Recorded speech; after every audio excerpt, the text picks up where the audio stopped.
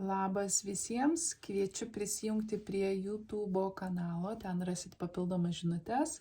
O dabar žinutė žuvims. Žuvys.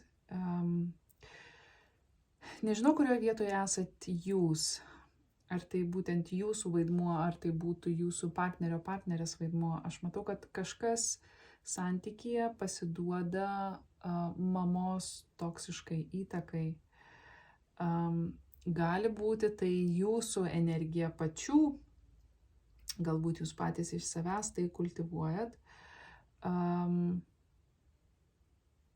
Ta šešėlio energija stipriai sukausto mintis, galbūt tai neleidžia matyti adekvačios realybės, galbūt tai yra jūsų permąstymo tam tikrie naratyvai, bet tai ateina iš kažkokios motiniškos figūros ir tai užblokuoja jūsų širdį ir galbūt jūs būnat perdėtai šalti savo partneriui, perdėtai griežti.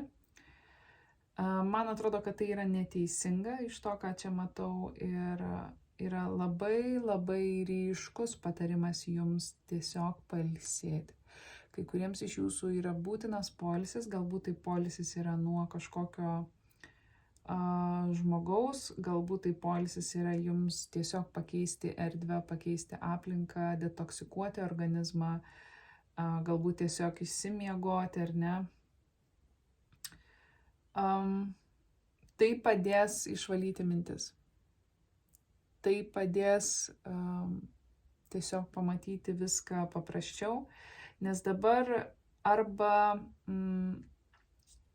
jūs esat toksiško energija ir neleidžiat savo matyti aplinkos ir į tai traukiate kitus, arba tai gali būti kažkoks kitas žmogus, kuris yra galbūt vyresnis už jūs, jums įskiepija tą tokį mąstymo šabloną ir tai nėra jums naudinga.